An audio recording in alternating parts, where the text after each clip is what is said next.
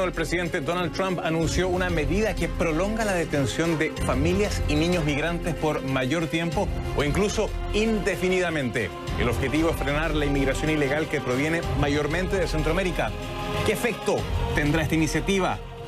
Lo analizamos.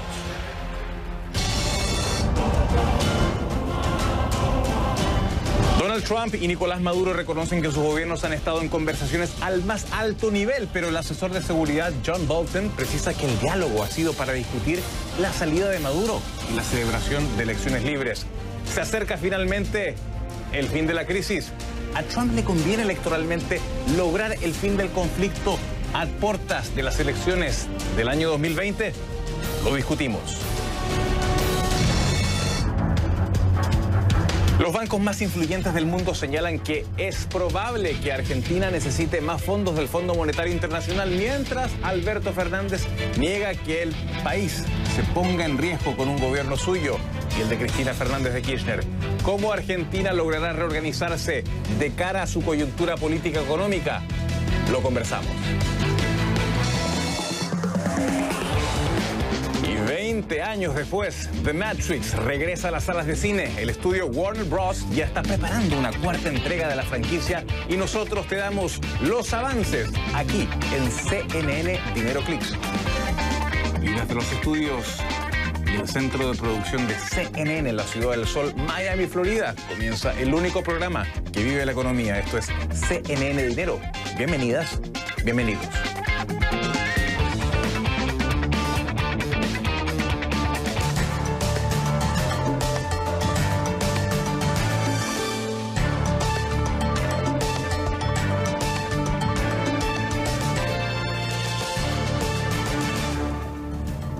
Hola, ¿qué tal? Buenas noches, gusto de saludarles. Bienvenidos a CNN Dinero. Les saluda José Manuel Rodríguez, hoy por mi compañero Xavier Serviat. Si les parece, comenzamos.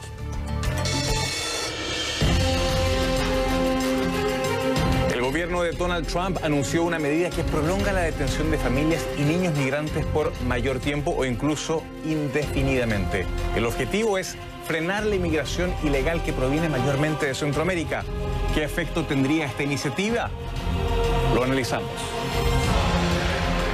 Y vamos de inmediato con Danny Bahart, académico del Brookings Institute para el Desarrollo y Economía Global y también profesor asociado de la Universidad de Harvard, quien nos acompaña desde nuestros estudios en Washington. Señor Bahart, ¿qué alcance tiene esta medida? Básicamente el presidente quiere atemorizar a los migrantes centroamericanos que llegan al país y básicamente disminuir la inmigración ilegal, que ha sido una de sus obsesiones. Pero ¿qué resultado puede tener esta medida? Bueno, como tú bien dices, es una medida para amedrentar y para asustar, me imagino que con el objetivo de los que hacen la medida de parar la inmigración. La inmigración no es algo que se para con una medida o con una ley o con una declaración del presidente o de quien sea. La inmigración es un tema que ocurre en el mundo global, no es algo malo. Sabemos por la evidencia económica que de hecho la inmigración ha sido muy positiva para Estados Unidos y puede seguir siéndola. Y por ende es una medida que puede generar dos cosas, o puede generar un problema humanitario importante de gente que realmente necesita cobijo, o puede generar de hecho más inmigración de personas indocumentadas que decidan, en vista de las grandes presiones que ponen las autoridades, decidan tratar de entrar poniendo sus vidas en peligro a Estados Unidos de manera indocumentada, que es básicamente el problema, entre comillas, que el presidente y su equipo quieren evadir. Ahora, ciertamente, ¿la justicia podría revertir esta decisión que ha tomado la Casa Blanca?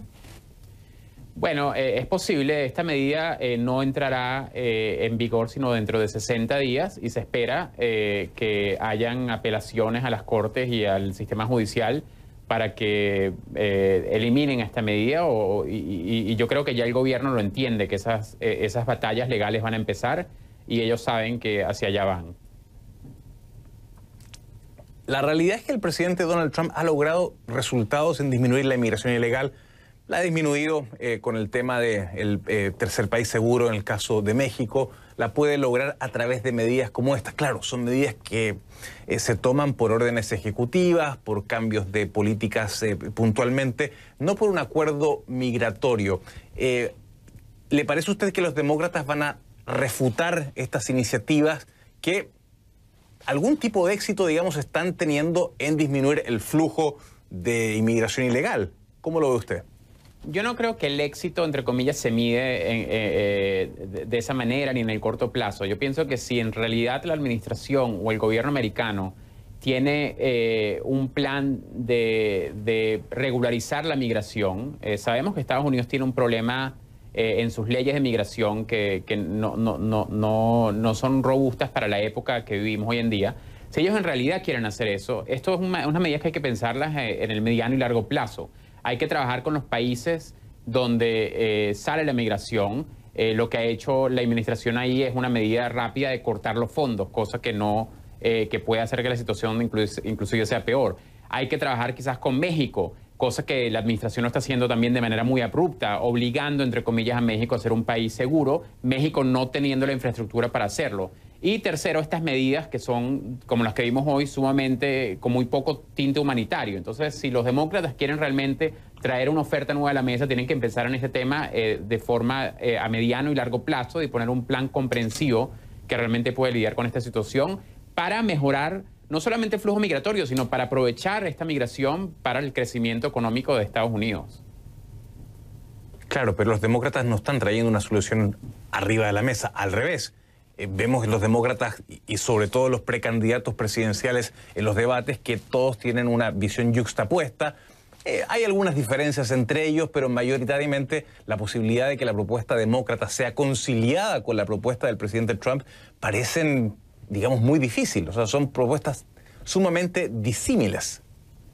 Sí, hay muy pocas propuestas robustas sobre la mesa y creo que en parte es porque todavía no hemos entendido que esta inmigración, yo sigo insistiendo, es importante para el crecimiento futuro de Estados Unidos.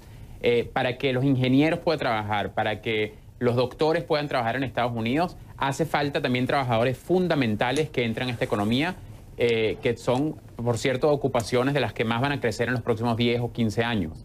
¿De dónde van a salir esos trabajadores? Es obvio que pues esos espacios los pueden llenar los inmigrantes de Centroamérica y de América Latina.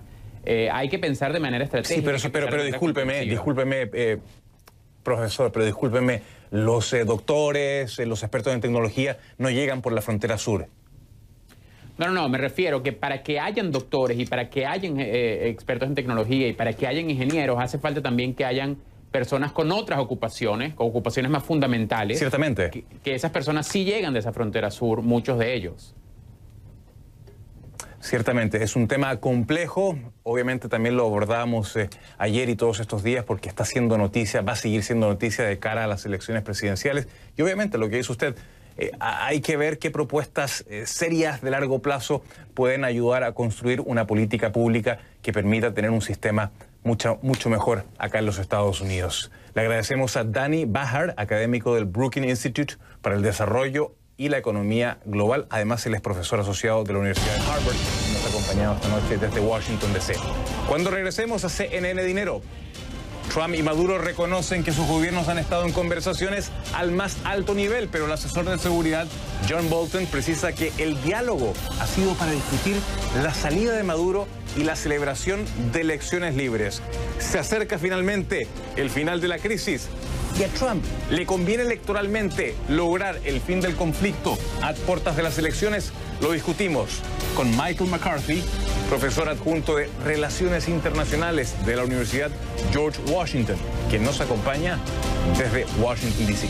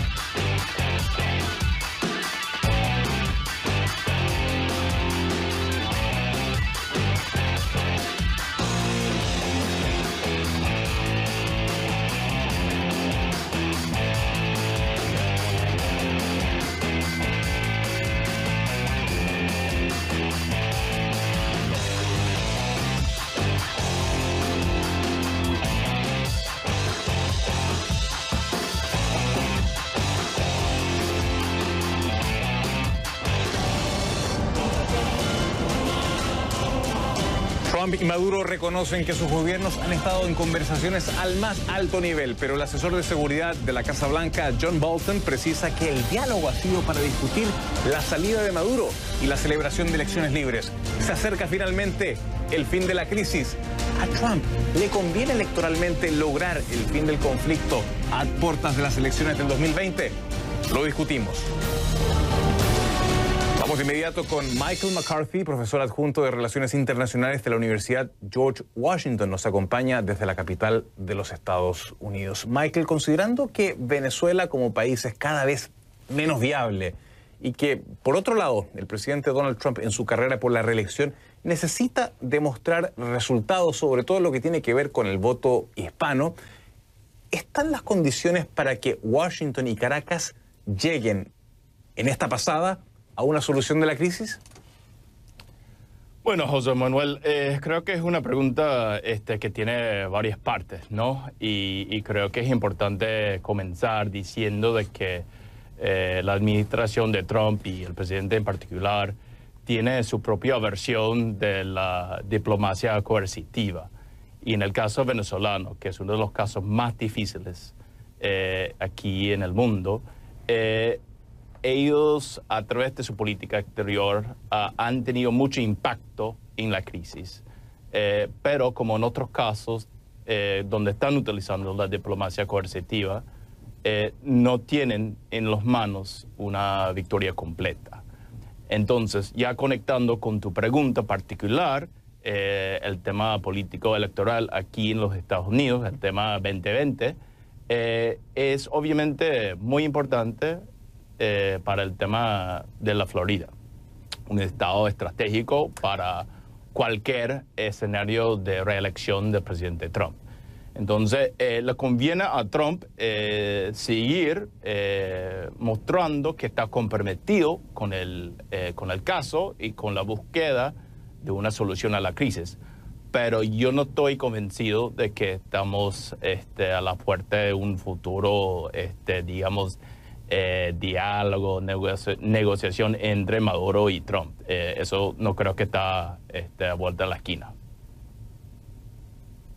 Y en el marco de esta negociación coercitiva, si el diálogo político entre Estados Unidos y Venezuela fracasa, Trump podría precipitar una salida militar, que es lo que muchos venezolanos fuera de su propio país, digamos, piden a voces. ¿Crees que esto es una solución plausible en caso de que este diálogo, estas conversaciones no funcionasen? Claro, yo creo que la mediación que se está dando a través de Noruega, también con el apoyo de algunos países de la región y también otras instituciones internacionales, es un proceso importante. Pero creo que desde la óptica de la Casa Blanca, ellos lo ven las conversaciones como parte, como digamos un subjuego dentro del juego de poder global. Entonces, lo que dijo el señor Bolton hace una semana más o menos en Lima era de que es la hora para la acción, no para dialogar, para seguir dialogando, digamos, ¿no? Entonces, yo creo que la administración ni está a favor ni en contra de las conversaciones que se están dando y que han estado dándose en Barbados, ¿no? Recientemente también el presidente Trump mencionó una idea, un tema naval, digamos, ¿no? De utilizar unos barcos, y eso salió en prensa, ¿no? Que es una idea que él está considerando. Ahora, fíjate, José Manuel, creo que hay muchas restricciones ahí. Y creo que también el presidente Trump está haciendo lo que él sabe hacer. Es decir, hablar de ideas que son difíciles de alguna forma de implementar. Ahora, al mismo tiempo, es claro de que para el presidente Trump el uso de la fuerza militar, él lo ve como una opción legítima. Y también está claro de que aquí los generales respetan, digamos, la cadena de mando, pues. Entonces, de comando, sí, gracias. Entonces, lo que estoy diciendo con todo eso es que no se puede descontar la posibilidad del uso de la fuerza en el contexto de la crisis. No lo veo como algo inminente, pero creo que no se puede descontarlo. Ahora, ¿qué puede ofrecer en este diálogo Estados Unidos a cambio en una negociación con Venezuela, con el gobierno de Maduro? Me pregunto, ¿impunidad? ¿Descongelar activos? Porque el desalojo, Michael, del régimen siempre va a tener un precio. Y mi pregunta es, ¿cuál es ese precio? Claro, es una pregunta muy importante y creo que también hay que considerar de que en el contexto de estas conversaciones estamos hablando de por lo menos 3 partes, ¿no? Porque también está el gobierno de Guaidó, que está formalmente sentado en la mesa, mientras que Washington no está en la mesa como tal, ¿no? Obviamente la administración está poniendo presión sobre la mesa con un fin en el mente, que es poder tratar de apalancar el poder económico de los Estados Unidos.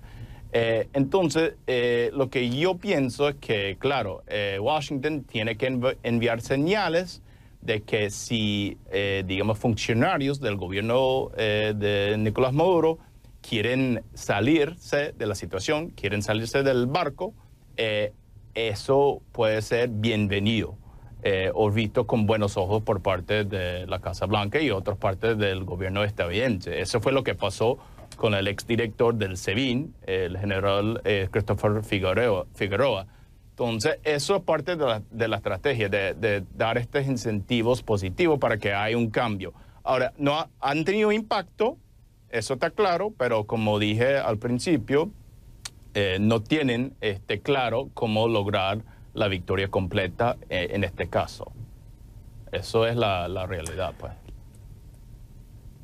Lo cierto es que las opciones están abiertas, como ha dicho el presidente Donald Trump, el diálogo existe, lo han reconocido ambos mandatarios y ojalá, bueno, se llegue a algún tipo de acuerdo porque me parece que los venezolanos que están dentro y fuera del país lo necesitan y mucho. Gracias a Michael McCarthy, profesor adjunto de Relaciones Internacionales de la Universidad George Washington, que nos ha acompañado esta noche desde la capital de los Estados Unidos. Y cuando regresemos a CNN Dinero, los bancos más influyentes del mundo señalan que es probable que Argentina necesite más fondos del Fondo Monetario Internacional, mientras Alberto Fernández niega que el país se ponga en riesgo con un gobierno suyo y de Cristina Fernández.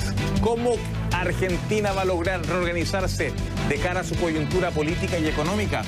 Lo vamos a analizar con el profesor Ignacio Bartesagui, director del Departamento de Negocios Internacionales e Integración de la Universidad Católica del Uruguay, que nos acompaña desde Montevideo.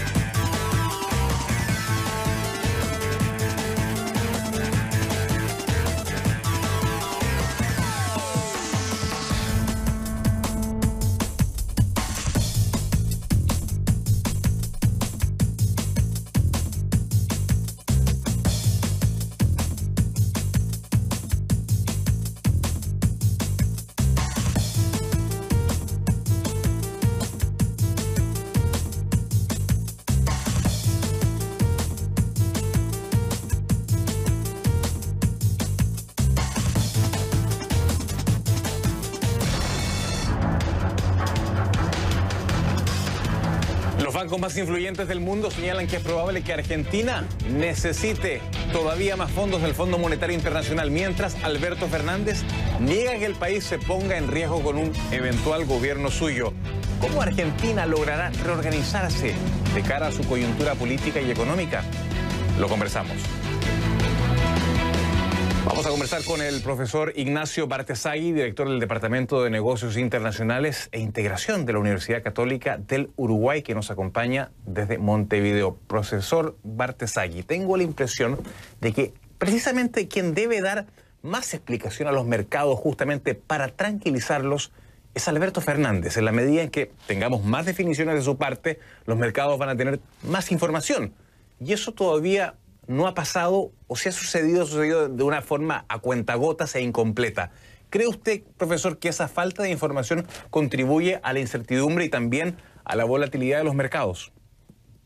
¿Qué tal, José Manuel? Buenas noches. Sí, claramente los mercados están reaccionando con suma preocupación con la posibilidad de que Alberto Fernández llegue a la presidencia de Argentina. Y esto tiene que ver con que piensan que Alberto Fernández va a seguir una política del kirchnerismo, de los gobiernos anteriores, de su vicepresidenta y también de Néstor Kirchner, que por supuesto han sido muy malos para los mercados internacionales. Entonces no ha logrado parar esa desconfianza que se ve reflejada en una caída de las bolsas, en un aumento del riesgo país y en una sensación de que puede llegar a incumplir con la deuda o a intentar renegociar sus compromisos con el Fondo Monetario Internacional.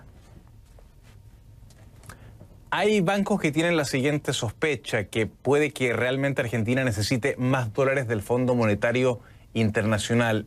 ¿Esto es factible?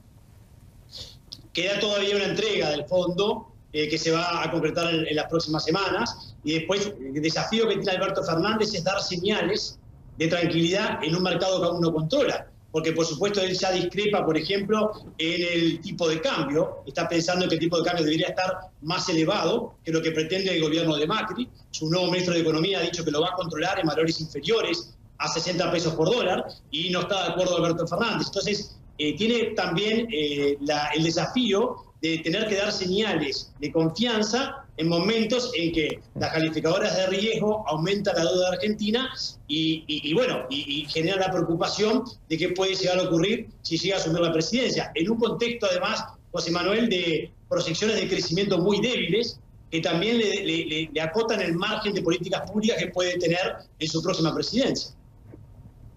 Ciertamente que su margen va a ser prácticamente mínimo. Ahora bien, también se hablaba en estos últimos días de la posibilidad, y lo dijo, lo cito textualmente, de reestructurar la deuda.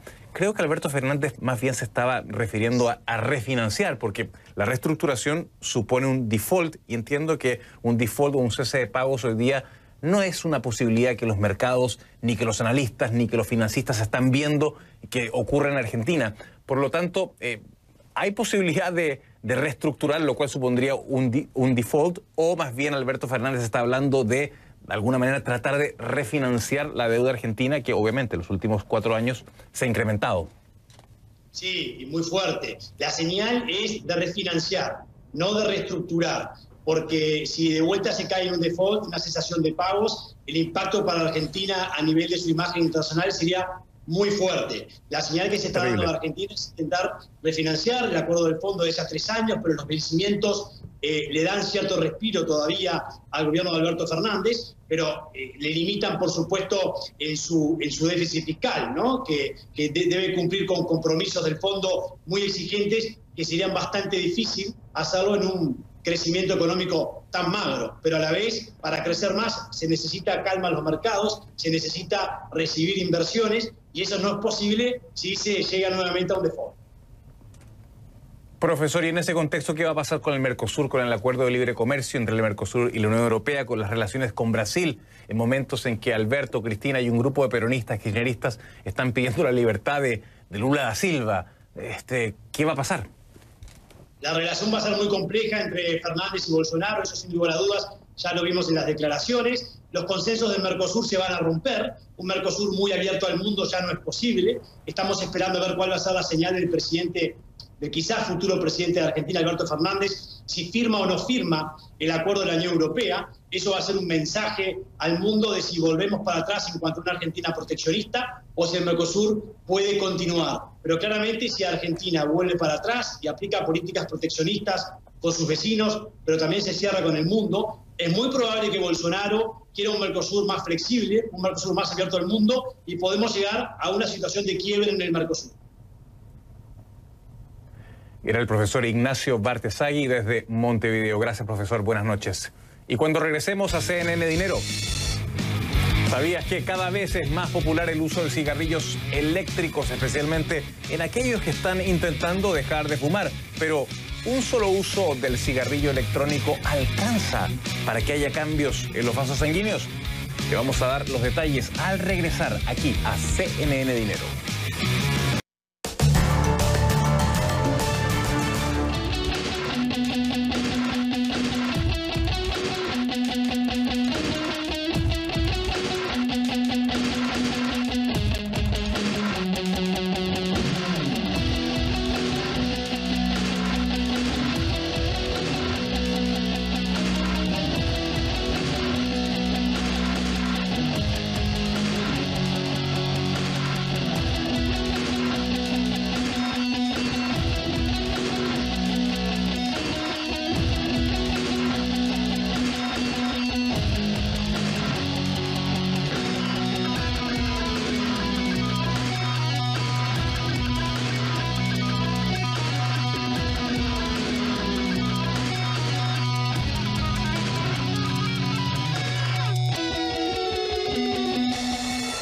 ¿Sabías que cada vez es más popular el uso de cigarrillos electrónicos, especialmente en aquellos que están intentando dejar de fumar? Pero ¿un solo uso de e-cigarettes alcanza para que haya cambios en los vasos sanguíneos?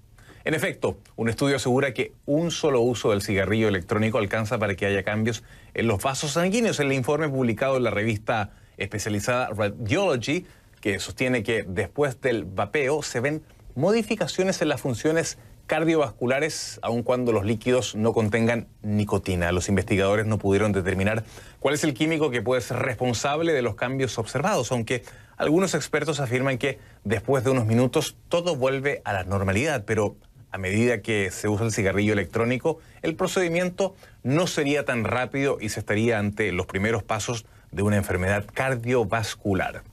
Este estudio es el más reciente en una serie de investigaciones que se han hecho para medir el impacto del vaping en el corazón, los vasos sanguíneos, pulmones y también el cerebro. Los expertos afirman que por ahora las investigaciones están en sus inicios y se han hecho en laboratorios y también con animales. A los inversionistas de Wall Street no les sorprendió la publicación de las actas de la Fed, porque el mercado de capitales apenas se movió en la tarde de este miércoles después de que se dieron a conocer las actas de su reunión del mes de julio, que mostraron que la mayoría de los funcionarios del Banco Central apoyaron el recorte de la tasa de interés de 1/4 punto porcentual el mes pasado. El documento de la reunión sostiene que el recorte de tasas de julio se debió a una recalibración de la postura de la política o un ajuste de mitad de ciclo en respuesta a la evolución de las perspectivas económicas en los últimos meses. A futuro, los miembros acordaron que para determinar el momento y el porcentaje de los ajustes se tendrán en cuenta también las condiciones económicas, así como el objetivo del 2% de la inflación y el pleno empleo. No obstante, favorecieron un enfoque en el que se guiarán por la información entrante y sus implicaciones para las perspectivas económicas, evitando que parezca que la Fed sigue un curso preestablecido. Y claro, tampoco se ha confirmado si habrá otro recorte de tasas en el corto plazo. Estas son otras breves económicas de CNN Dinero. Un tribunal mexicano dice que el consumo de cocaína es legal para 2 personas. El histórico fallo significa que la pareja no identificada puede usar, pero no vender pequeñas cantidades de cocaína, según México United Against Crime, MUCD, una ONG que presentó documentos legales en el caso como parte de su estrategia para cambiar la política de drogas del país. China amenaza con reprender a Estados Unidos si vende aviones a Taiwán.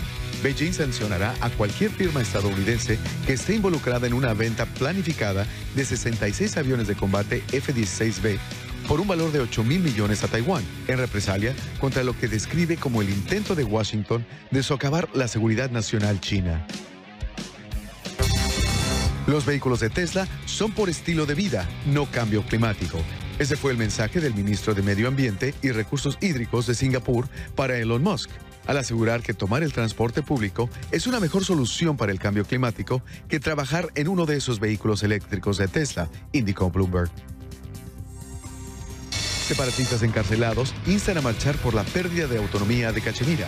Los líderes separatistas de Cachemira de India instaron a la población a desafiar una prohibición y a unirse a una protesta masiva en lo que representa la primera llamada de este tipo desde que el gobierno federal revocó la autonomía de la región. Esto según la agencia Reuters. Estas fueron otras breves económicas de CNN Dinero.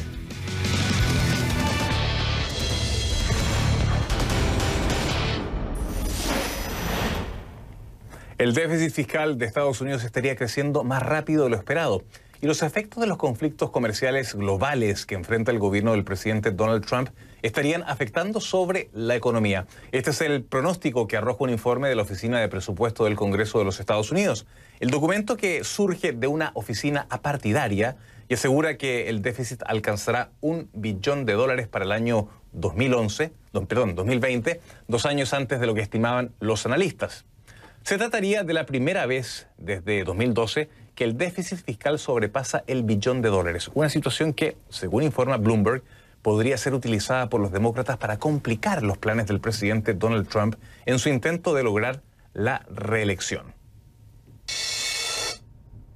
A último minuto, los productores de tomates de México logran un acuerdo con los Estados Unidos para evitar una investigación por competencia desleal y finalizar la disputa por el arancel que se ha extendido por meses. El sector lleva a cabo negociaciones desde mayo, cuando la administración del presidente Donald Trump impuso un arancel del 17.5% a los tomates mexicanos, después de que las partes no lograran renovar el acuerdo anterior. A partir de ese convenio con el Departamento de Comercio de los Estados Unidos, la gran mayoría de las exportaciones de tomate de México serán inspeccionadas en la frontera. Además, se subirán los precios para para algunas especialidades.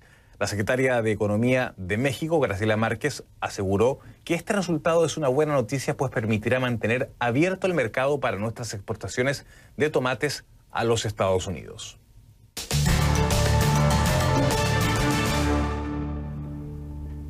El fabricante de los AirPods presenta un mayor crecimiento de lo esperado. Luxshare Precision, de origen chino, es la compañía encargada de la producción de los audífonos inalámbricos de Apple. Informes de terceros le atribuyen resultados superiores a las expectativas. Según datos aportados por analistas este miércoles, la ensambladora tuvo un crecimiento de casi un 80% en ventas y ganancias durante el primer semestre. De acuerdo con los especialistas, se espera que este referente de la industria del hardware en China se convierta en uno de los principales proveedores para el gigante digital fundado por Steve Jobs. Y cada vez aparecen más páginas y portales en Internet que difunden noticias confusas, malintencionadas o simplemente falsas. Un estudio reciente indica que estos portales no solo intentan influir en sus audiencias, sino que también hacen negocios con ellos. Miguel Ángel Antoñanzas nos tiene el reporte a continuación. Fíjese en este anuncio de una marca de ropa al lado de un artículo sobre la falsa teoría conspirativa de que las estelas que dejan los aviones, las llamadas estelas químicas de condensación, son en realidad productos químicos para afectar al ser humano, en este caso para convertir a los hombres en homosexuales. O en este otro de una conocida aseguradora. Su marca está al lado de otra teoría conspirativa falsa sobre la matanza de la escuela infantil Sandy Hook, donde 20 niños y 6 adultos fueron asesinados en 2012. Son mentiras y publicidad. Una combinación que muy pocos anunciantes desean. Pero es que además esa combinación se ha revelado muy jugosa para estos portales. A veces, como en el caso de la aseguradora mencionada, cuando se enteran, deciden cortar su relación con estos portales de desinformación. Pero estamos hablando de al menos 235 millones de dólares anuales en ingresos por publicidad en este tipo de páginas. Es decir, los dueños de estos portales no solo están difundiendo mensajes extremistas, conspirativos, falsos, y con la intención de confundir o alimentar rivalidades, sino que además se están lucrando. Es lo que dice The Global Disinformation Index, una organización sin ánimo de lucro que valora los portales que difunden este tipo de desinformación. Y no son pocos. Tomamos una muestra de cerca de 20.000 portales que hemos seleccionado y valoramos el riesgo de la desinformación al público. Entre lo que analizamos, contemplamos un número diferente de características de estos portales, incluido el tráfico, los elementos del ecosistema, de su tecnología con la que interactúan. Para contrarrestar esta práctica, un grupo activista llamado Sleeping Giants, o gigantes dormidos, avisa a las empresas cuando sus anuncios están publicados en portales como estos. Miguel Ángel Antoñanzas, CNN, Atlanta.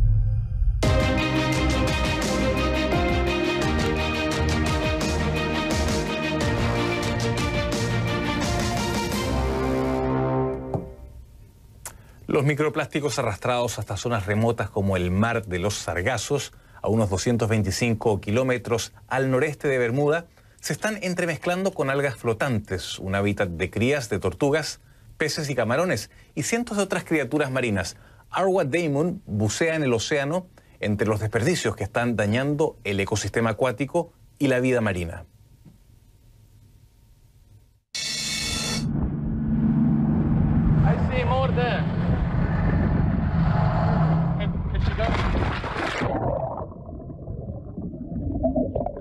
Es impresionante zambullirse en el profundo azul a cientos de kilómetros de la costa.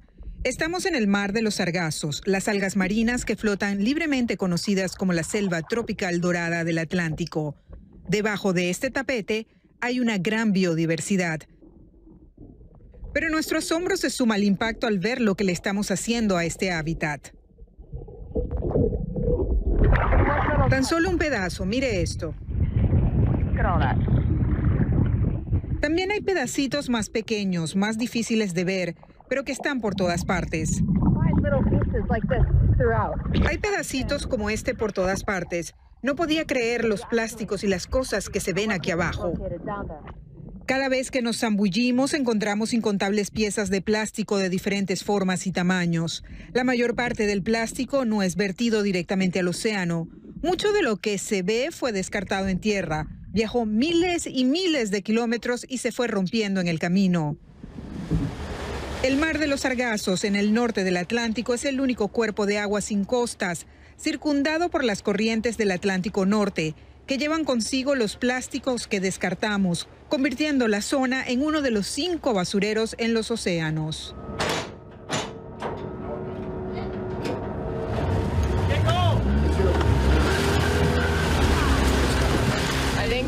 Sería bueno empezar por aquí.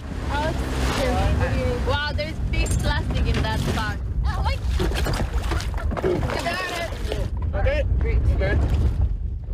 Nerine Constant y Alexandra Julik son biólogas marinas. Estas son mordidas de animales. ¿En serio? ¿En el plástico? Se da cuenta de que fueron los peces por estos semicírculos. Los sargazos brindan un hábitat a las crías de tortugas, peces y camarones y a más de cientos de otros organismos marinos. En los océanos, el plástico en degradación se torna más venenoso al combinarse con otros contaminantes químicos producidos por el hombre. Toda esa toxicidad termina en los sistemas marinos y viaja por la cadena alimenticia hasta nuestros platos de comida. A bordo de la Esperanza, una red en forma de manta recolecta muestras de agua como parte de un estudio de Greenpeace de los microplásticos en esta remota expansión de agua y de su campaña más amplia en pos de un tratado oceánico mundial. Y se ve bastante plástico solo aquí. ¿Es muy común en la mayoría de las muestras que analizan? Sí, la mayoría de las muestras que tenemos en que hay sargazos se enredan allí. Los resultados de este estudio son alarmantes. Greenpeace encontró una concentración similar o mayor de microplásticos a la hallada en el basurero del Gran Pacífico. Tenemos que cambiar nuestro consumo y nuestros patrones, el modo en que estamos arruinando el planeta, en que hacemos las cosas. ¿Tiene un hijo? Sí. Cuando ve cómo están las cosas ahora, ¿le preocupa su futuro? Sí, y mucho. Pienso en esto y en el cambio climático. ¿Qué les estamos dejando? Es una locura. Aquí afuera, tan lejos de la costa, uno no puede sino asombrarse por lo interconectado que está nuestro mundo y lo destructivo que somos con nuestros ecosistemas marinos y, por ende, también con nosotros mismos. Arwa Damon, CNN, en el Mar de los Sargazos. Y cuando regresemos a CNN Dinero, 20 años después, The Matrix regresa a las salas de cine. El estudio Warner Bros. Ya está preparando una 4ª entrega de la franquicia. Y nosotros, por supuesto, te lo vamos a mostrar aquí, en CNN Dinero Clicks.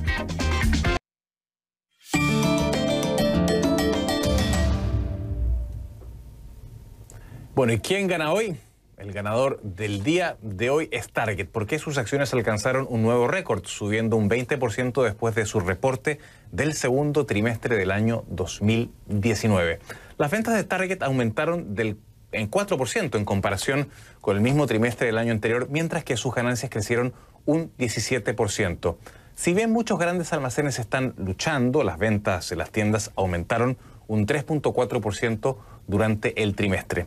Target está tratando de mejorar las experiencias para sus consumidores, invirtiendo en la remodelación de tiendas, abriendo ubicaciones de formato pequeño en las principales áreas metropolitanas y también desarrollando sus ofertas en línea. Porque sus acciones alcanzaron un máximo histórico, Target se lleva hoy la medalla de oro de CNN Dinero. ¿Quién pierde hoy? Tesla. Veamos por qué. Fíjese que Walmart alega que sus paneles solares se incendiaron. Veamos qué tiene que ver esto. Tesla y Walmart han sido socios en iniciativas de energía limpia durante años. Walmart instaló paneles solares de Tesla Energy Operations en 244 tiendas y Tesla retiene la propiedad de estos paneles y supuestamente los mantiene. ¿Qué es lo que pasó? Walmart demandó a Tesla por incumplimiento de contrato, alegando que los incendios en los techos de 7 de sus tiendas fueron provocados por los paneles solares de Tesla. Para Tesla, la demanda sucede en un momento complicado para el negocio solar de Tesla. La compañía redujo los costos de sus paneles solares muy por debajo del promedio nacional a medida que se ve afectada por más competencia. Bueno, ¿y por qué Walmart? La demanda por incendios de paneles solares en 7 tiendas, Tesla se lleva hoy la medalla de cartón de CNN Dinero.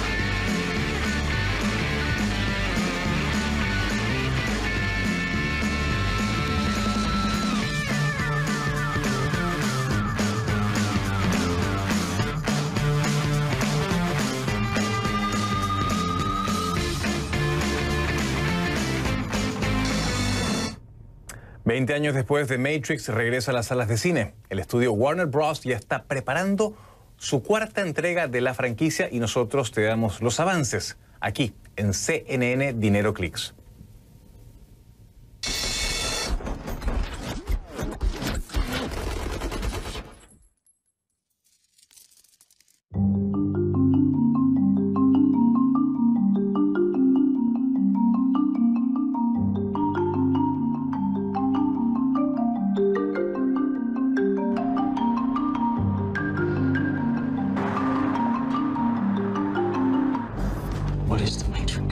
It is the world that has been pulled over your eyes to blind you from the truth.